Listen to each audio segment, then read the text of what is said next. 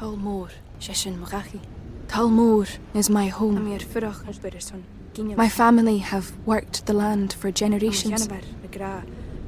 My gran says the island does not belong to us, but we belong to the island. And we must be ready, for a great evil is coming, and death follows with it. Listen and subscribe to the latest season of Undertow, The Harrowing, a Storyglass production presented by Realm, available wherever you get your podcasts. Contained herein are the heresies of Radolf Burntwine, erstwhile monk turned traveling medical investigator. Join me as I uncover the blasphemous truth of a plague-ridden world, that ours is not a loving God, and we are not its favored children. The Heresies of Radolf Burntwine, coming January 2nd, wherever podcasts are available. And they go, do you want to do your dance? They had like a music and the stuff for me. And I was like, oh no, I have done this whole routine to, I put a spell on you, but just the chorus. So I'll just sing it. And they're like, well, we have the show and I was like, I didn't prepare it that way. I would like to sing it. Mind you, I'm still just in my like swimsuit. And they're like, okay, just sing it.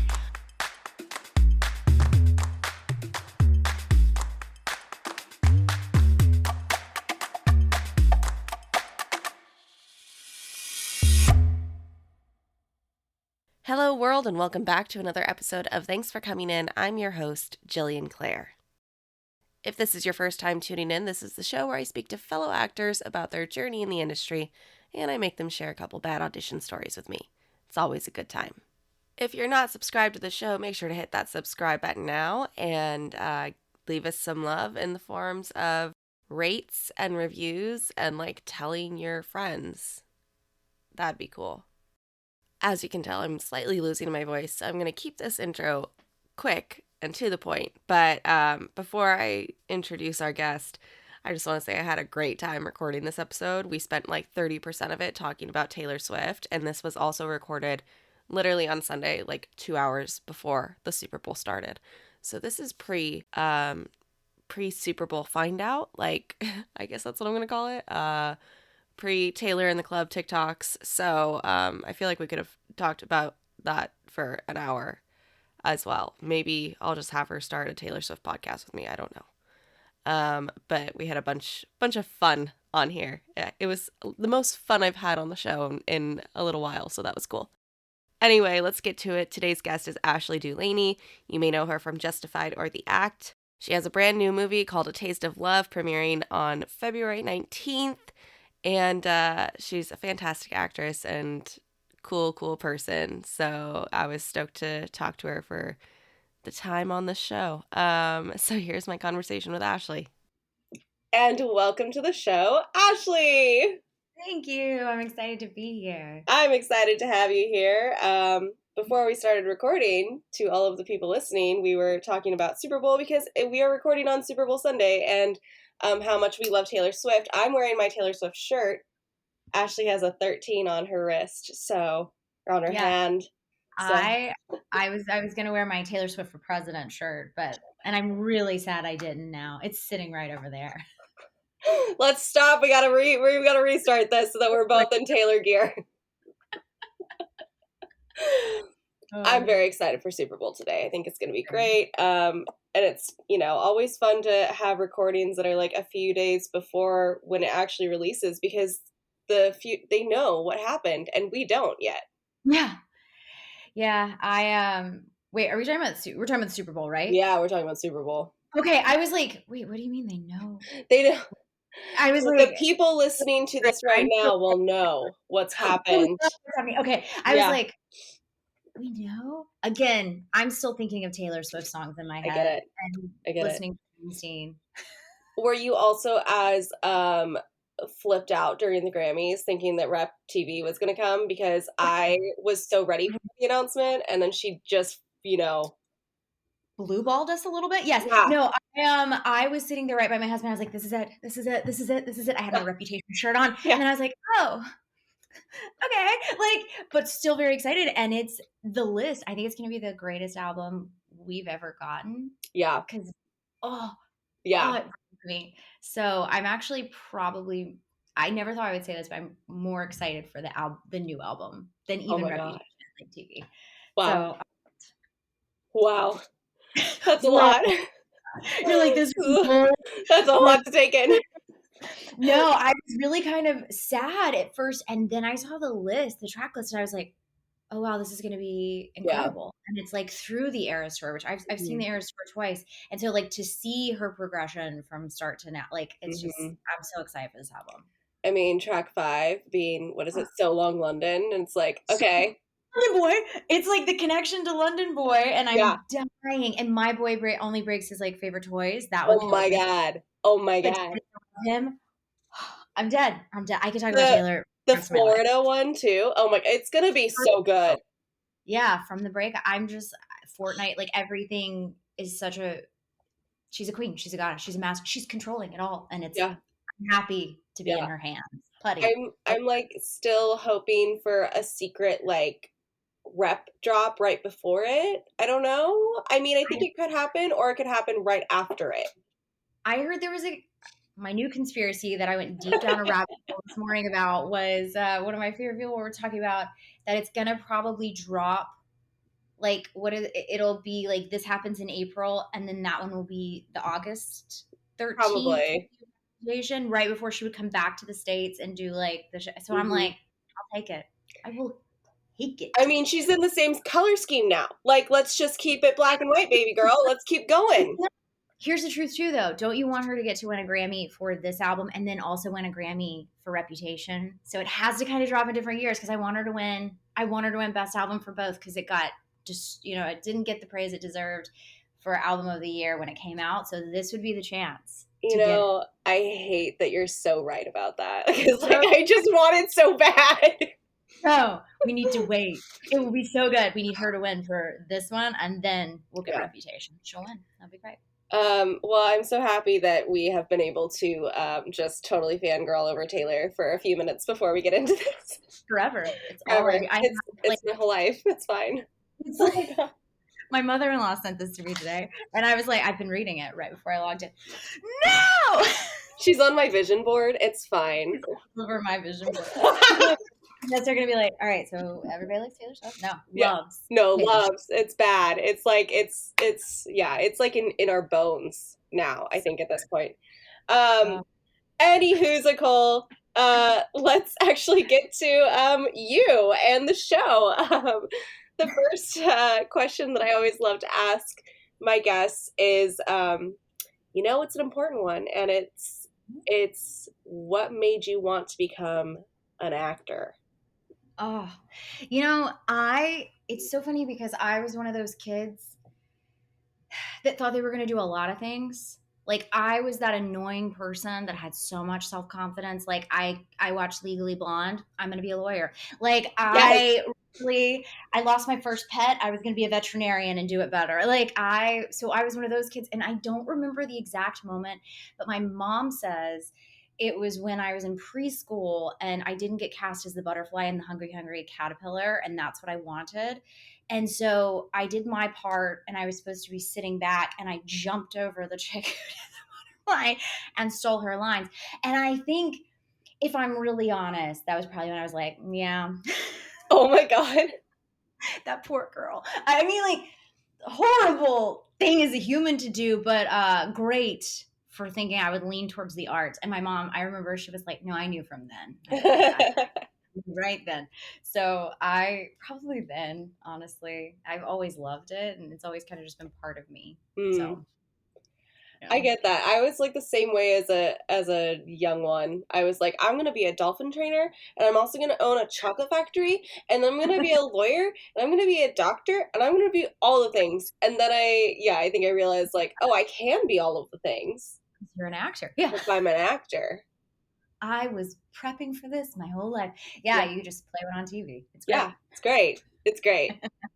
But I'm also like the person who will take things too far and be like, what if I do it in real life and on TV? Like, what if why don't I do it all? Why don't you? I mean, I kind of love it. Like, can you imagine being a dolphin trainer and owning a chocolate factory. And so you go play with the dolphins, and then you get some chocolate of dolphins. Like, like Yeah, and then like on the weekend you do a play at Pasadena. Like, I don't know, like it sounds nice. No, girl, yeah, and you're pimping out. You got like commercials for the dolphin factory. You know what I mean? Like, yeah, we can make it work. This is great. This is great. You can do it all. So what was your journey to like professional acting? Did you go to college for acting? What was the like path that you took? Because everybody's path is so different. Everybody's, yeah, it's crazy. I grew up in Tupelo, Mississippi, and I went to Ole Miss. I got my BFA in acting, and I moved to Los Angeles. It was so funny because we did our showcase in New York, and I remember I was terrified. I was terrified of New York, and I actually had someone interested in repping me. Oh, wow. And like had a meeting. It was great. You would think I would be like, New York. No, I went to LA where no one wanted me. And I was like, this is it. This is where I'm going. And I like moved straight to LA. I avoided the agent. And I came out here. I got really lucky. And my first thing I ever did was with Joan Rivers. And so I did a TurboTax national campaign as myself with her. And that's how I got kind of introduced to the whole world. And it was just such a way to come into the scene, and it was incredible. Yeah. And then I just started working in TV, and that was kind of the progression, and it just kind of all, for such a crazy world, kind of all magically fell in place, and you're never done learning or growing. And so, yeah. What I'm like, so yeah. Was that all the question? I think it was. What did you know anybody in LA? Did you have people out here, or were you one of those brave souls who was just like, just going, man? I think are you from the South? I didn't even get to ask. Are you by any chance? No. I grew up, we moved here when I was 8. I'm an LA girl. I just,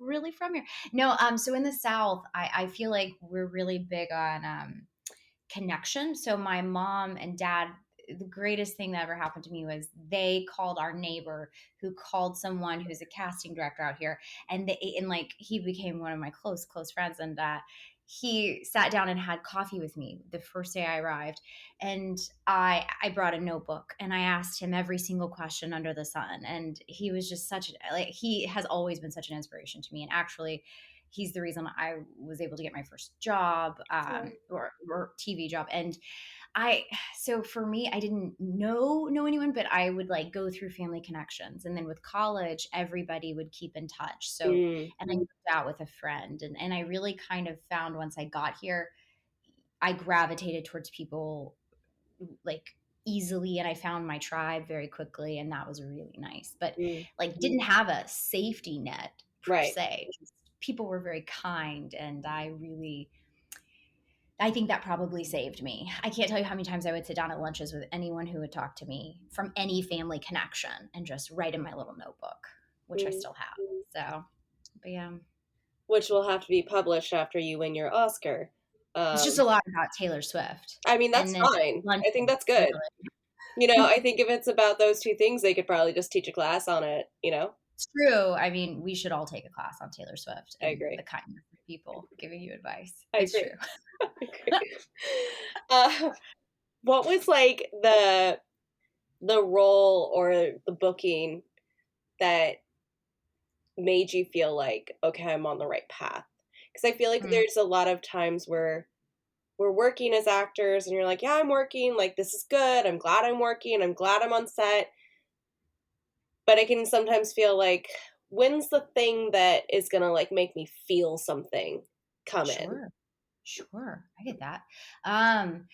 So this is gonna be an annoying response to that, because I'm one of those super annoying humans that I've loved, and it's not even like a joke. I've loved every single job I've done, because like the first TV job I did was Scandal, and I had the biggest crush in the entire world on Kerry Washington. Who doesn't? And I had 5.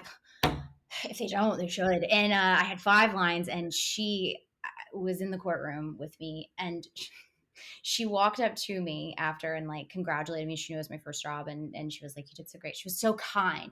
And I just remember literally almost falling to my knees, and I was like, I love you so much. I heard you like mermaids. and I love mermaids. And she was like, I do love mermaids. And the reason I tell that story is like, I remember that moment could have been such a cringe moment. And instead it was something that I was like, oh my God, like, no cringe. Like, that was such a beautiful moment, and like I will forever remember it. And it's like every job played some kind of little puzzle piece in that for me. There was one job that I'm thinking of that I was supposed to be a co-star with 7 lines, and just because of things that happened, it got rewritten day of. I went from having 7 to carrying the entire arc of that with the lead, Wow. and then got made into a recurring, all because Wow. of just a strange thing that happened. And I was ready, and I'll never forget it, because the producer was like, how quickly can you memorize lines? And I was like, I can. And I memorized, it went from 7 to like 6 pages, and we did it. And then that's how I started recurring on the show. And I'll just never, that was a moment of like, oh wow, and just such a beautiful thing. But all of those little puzzle pieces, even the cringe moments, were like those moments for me still. You I know? love that. It's like that clip that went viral from, I can't remember what award show it was, but it was like Brie Larson freaking out meeting J-Lo. Oh, I fucking love Brie Larson. And Yeah. it's like the funniest thing, because she has like a full panic attack like on the red As you should. carpet. Have you She's seen like J- in the middle of an interview, and J-Lo is walking by, and she's like, oh my God, oh my God. And she's like, I just love you so much. You're the reason I got into acting. And she just starts like, and I was watching an interview with her recently where she was like, I just feel like that was like the most embarrassing thing. We're never going to work together. And I'm like, No. I don't think it is, because I think it just like, Beautiful. Yeah. I don't know. I think it's nice when people tell you how much, you know, their craft has affected you, and how much, you know, their willingness to give to the world their art has like affected how you've grown and who Yes. you are. I think it's beautiful. It's beautiful. I will never forget though.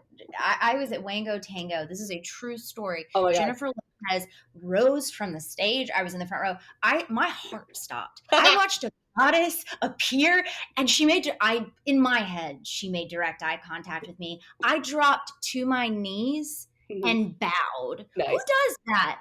I looked insane, but I have zero regrets. I would do it to JLo, and like if I saw her on the street, she's so beautiful. So and she's so talented. I feel like you bow to the queens, you know. You have to. I mean, she has that presence. She has that presence. So I love that for Brie Larson. I think you should never regret those moments. Like, be a human, you know, have the moment. I regret nothing. The only thing I regret is that I didn't get to do that to Betty White. That's like the one person I wanted to meet. And I think, just such a queen. So yeah, have the moment. I totally understand that. Speaking of like Betty White and J-Lo and all these things, it just kind of made me wonder, are there people that you've worked with that you're like, other than Kerry Washington, that you were like, oh my God, this has been a dream of mine? Or are there certain people that are like the top people that you're like, I have to work with them in this lifetime, or I will cease to exist? Well, like I again, another lame answer. I feel like I felt like that every time I've worked. When I see kind people, it always really makes an impact on me, because I think we're given this absolutely insane job that we've wanted our whole lives. And like, so when you remain kind, that is the pinnacle for me. And I think that's one reason why I love Kerry Washington so much. But it's got to be Reese Witherspoon for me. Like, will have to manifesting, creating, bring her to me. Like, I think she is such a powerhouse and such an incredible woman. I mean, that would be my top. Have to meet and work with her, and just be in her presence and watch her bring work is the one for me. I get that. I really get that. I mean, Legally Blonde, Sweet Home Alabama. Are we joking? I mean, like, I love her. I love her on the morning show. I love so everything she does. Cruel Intentions. Are you joking? Oh my God. Bring me back. Yeah. I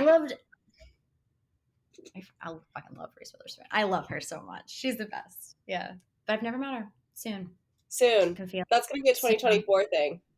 Bring her to me. And then, of course, Taylor Swift. Like, I think, but I will tell you this. I went to the Eras Tour in Nashville, and she lives, I shouldn't say this, but in my friend's building above, I rode the elevator not knowing that the penthouse had a separate elevator for hours, hoping.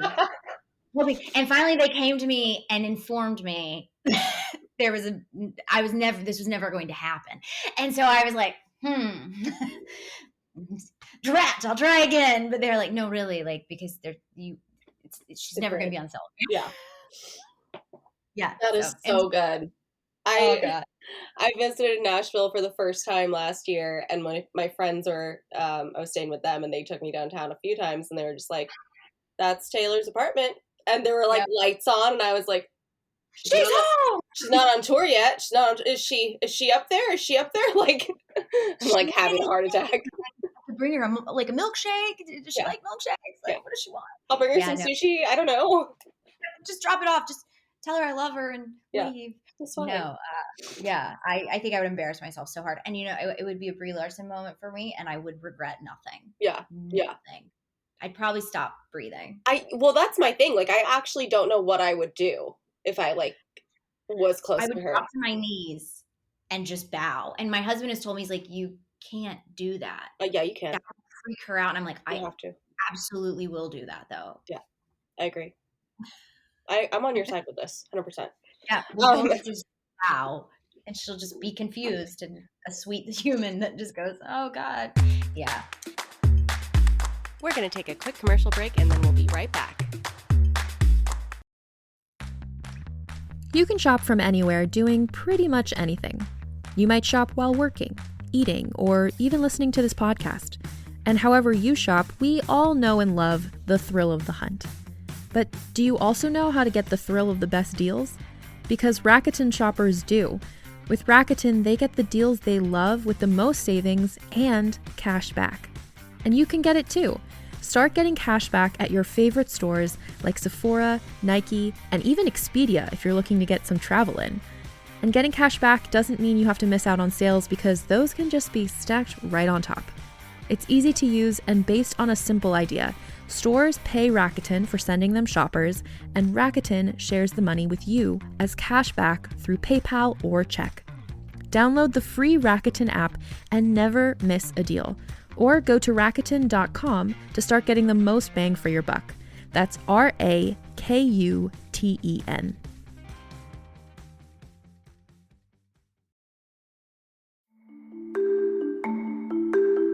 As a podcast network, our focus is bringing you shows you love to listen to. But we also sell merch related to those shows.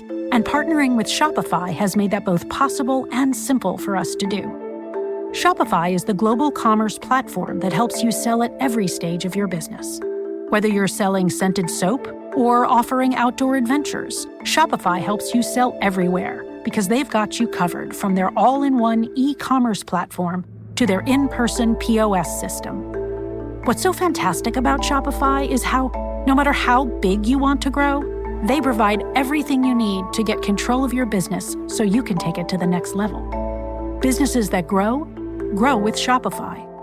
Sign up for a $1 per month trial period at shopify.com/realm. That's all lowercase. Go to shopify.com/realm now to grow your business, no matter what stage you're in. Shopify.com/realm.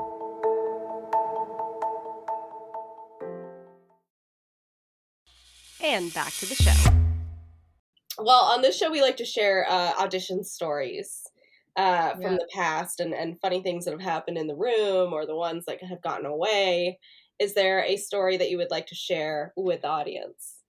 Yeah, I'm gonna try to talk in code and try not to go on too long. There is this one show that is still on, and it is incredible. It's amazing. I love it. I loved it the first time I read the pilot. The writing, the creator, she's amazing. I got the chance to audition with self-tape. I sent my tape in. I connected with the role right away, and I didn't hear anything for 3 months. They changed casting offices and called me back in for the role. And I remember my agent and I were talking, and she was like, well, do you want to do anything different? And I was like, it's that actor moment of I should, right? Because they're seeing me again. And I was like, no, I want to do exactly what I did. I loved what I did. So I just retaped it, sent it in.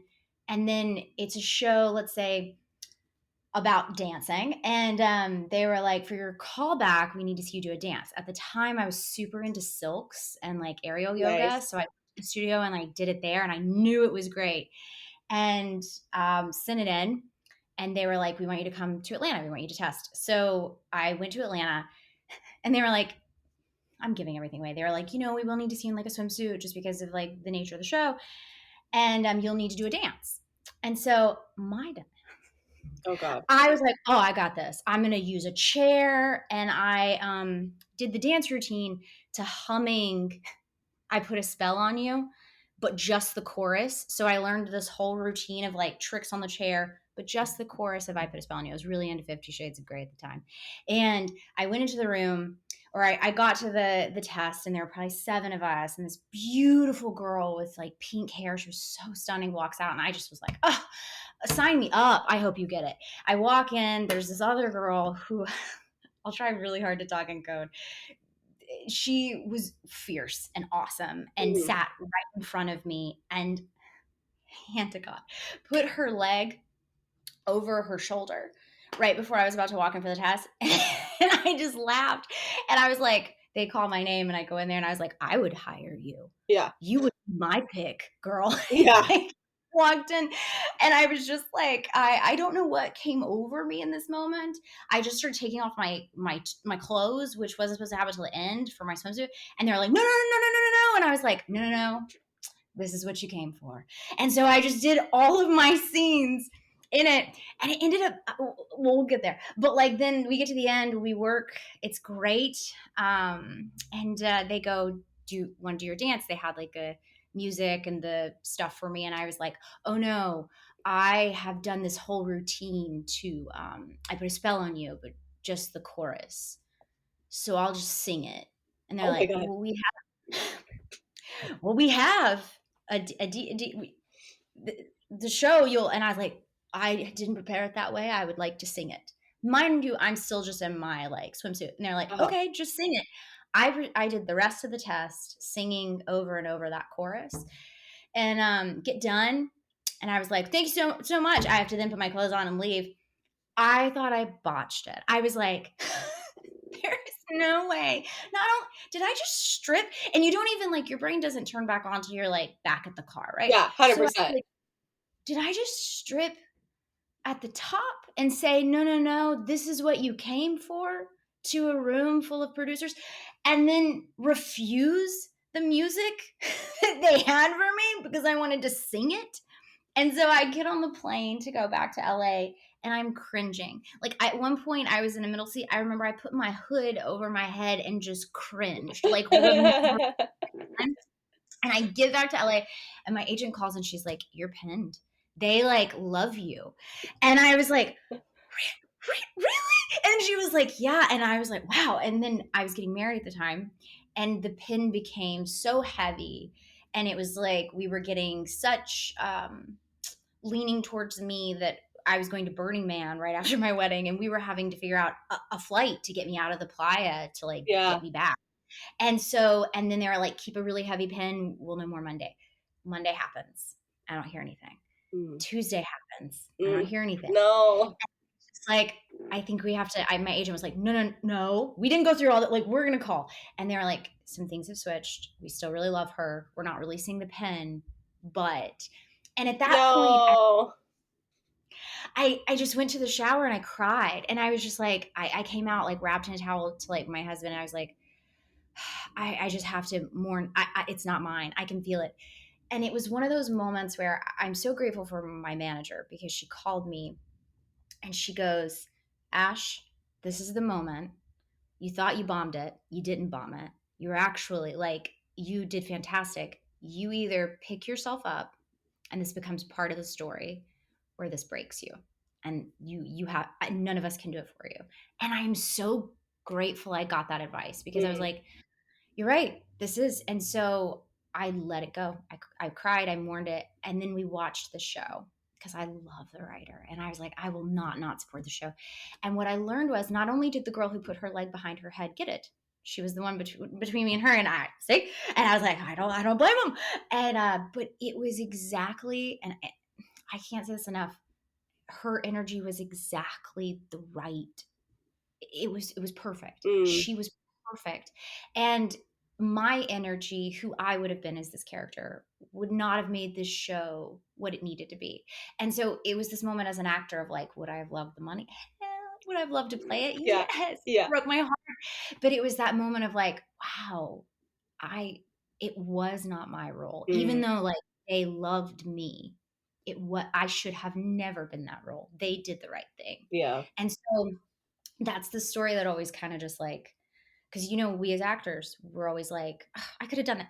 Not if you're honest with yourself and you watch it and you can remove your ego, you're like, it wasn't mine. Yeah. Most of the time. Sometimes maybe people are like, no, it was still fucking mine. But like in this situation, I really like, my husband was like, how do you feel? And I was like, so much better, because she was the right role. Like she was right for it. And that was kind of that. But it's just interesting to go from cringing, being sure you have failed, Yep. 100%, like mortified, dancing, to like singing just the chorus. And then I mean, here's the thing. If I was a producer in that room, I'd be like, this chick has balls. Like she is kick-ass. She just doesn't care what we think, and I love that. Like that's how it would have come off to me. I'm assuming that's why they were like, you're awesome, because I mean, other than like your talent, like you just took control of the room immediately. And that's kind of what we're always told, right, as actors, is like making sure that you have control of the room, so that you're never the one like trying to feel things out. It's like, no, you got to go in with a confidence. And not only did you go in with a confidence, you like went in with like Taylor Swift confidence. Like you were on a stadium tour confidence. Like it's so funny because my friend asked later, she was like, did you regret just when they were like, no, don't take off your clothes? And I was like, honestly, no, because I can't imagine getting done with these scenes, which there were 5 scenes I had to do, and then being like, let me disrobe really quick, like, and they were doing it from my comfort, right? That's what you're supposed to do. You're supposed to wait, and you have a moment, and you step out. But I just didn't. I wanted. I think whether I realized it or not, it was me just being like, nope. If I'm gonna do the show, I need to be comfortable with this, right. So, and I think that was something where I thought it was something that was probably a strike against me. I think it ended up being something that really helped me. And obviously we don't know because we're not in the room why, but we're physically there, but really we're not. It's like, we don't know what they said when I left. But to me, I look back on it and I'm like, I have no regrets. Even the cringe moments, I was like, I did it my way. And you did do it your way. And you told them, I'm doing it my way. You have music? I don't care. I'm going to sing my own. Thank you. The chorus literally just repeated. When I got home, my husband was like, you didn't even sing the whole song? I was like, no, I didn't know the whole song. I just knew the chorus. Just that one verse, man. I'd watched 50 Shades of Grey flying in. It was all I had. You're my hero. Yeah. Lord, I'll never forget it, but I cherish it so much. Like, it's the best. So I'm obsessed with that story. That story is top notch. It's probably like maybe one of the top 5s I've heard on this. This is fantastic. Thank you. That means a lot. Wow. I thank you for sharing. That was incredible. I'm so happy with that audition story. I'm going to switch gears here a little bit and make you tell me about your new movie, A Taste of Love, which is premiering the 19th on Hallmark, a part of their Love-uary. Love-uary. Here's what's so funny. I love this movie. We shot it a few years ago in Florida during like COVID and everything like that. Oh, wow. I was so happy. Hallmark was always where it was supposed to land, and we were all making the movie. And Erin is like one of the, like she is a Hallmark baby, and she's one of the most pure souls I've ever met in my life. Like the kindest human, and I'm so grateful this movie, because I don't play the nicest role. But I got a little bit of a beef with that, because like villains aren't bad. They just like they're seeing it a little bit of a different way. You're never a villain in your own story. Right. But she was so impossible not to love. And some of the things I have to do in the movie, it's just like, it's impossible not to just be endeared to her. And I can't wait for people to see it. It's such a sweet movie. Oh, I'm excited. It's so cute. It's so cute. Oh my gosh. Honestly, though, like, I love playing the villain. It's so fun. What are you doing? It's like the most fun. I love being a villain. It's I love fun. like once I killed someone with a bra. You know, it doesn't even make sense. They don't die by the death of the bra, but this person did. Yep. Good old villain. Yeah. They can do anything.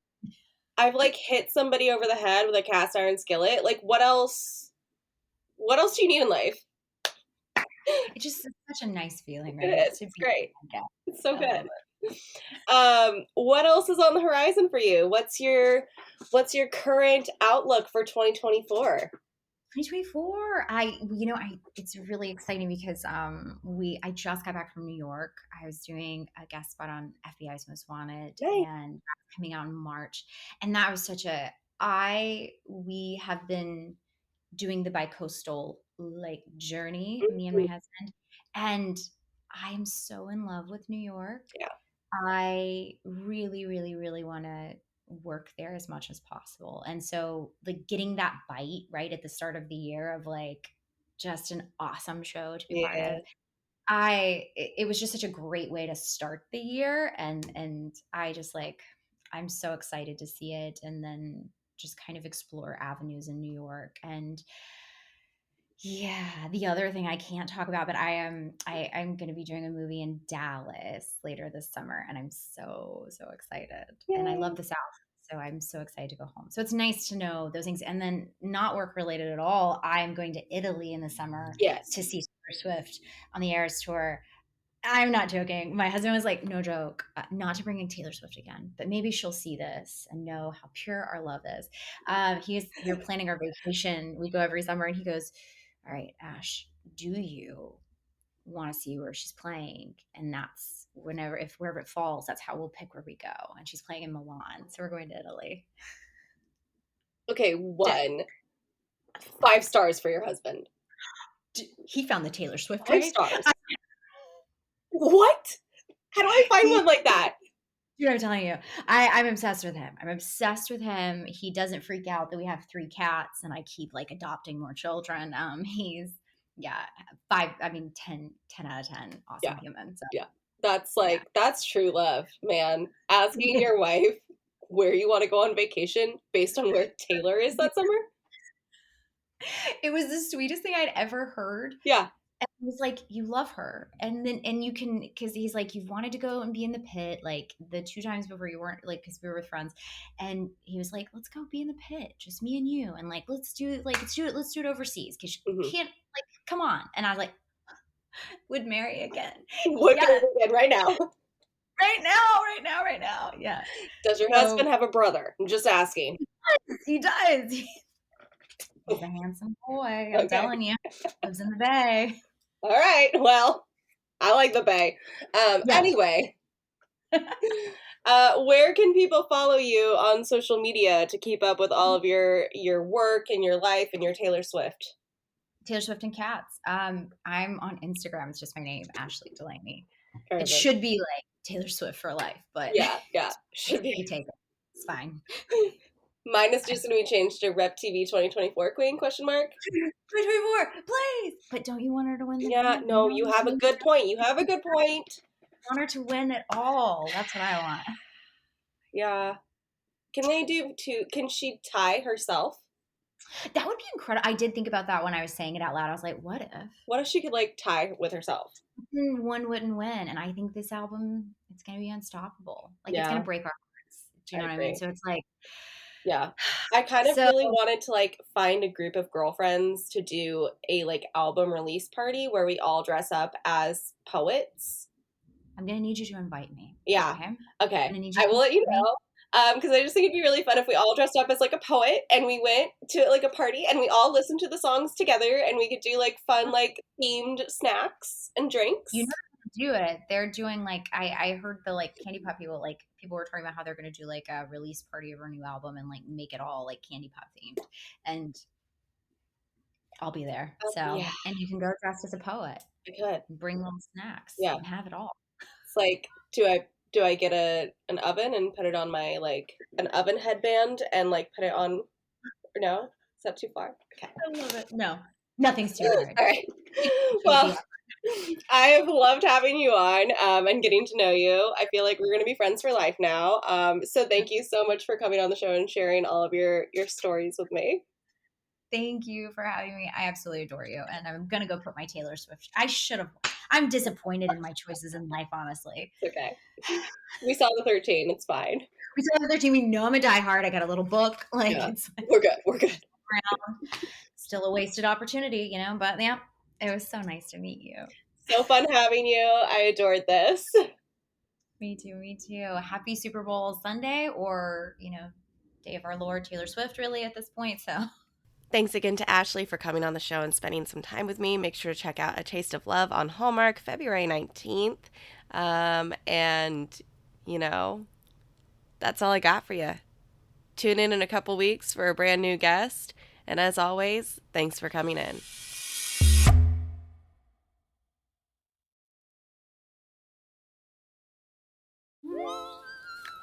Hi, I'm Alexis Ohanian.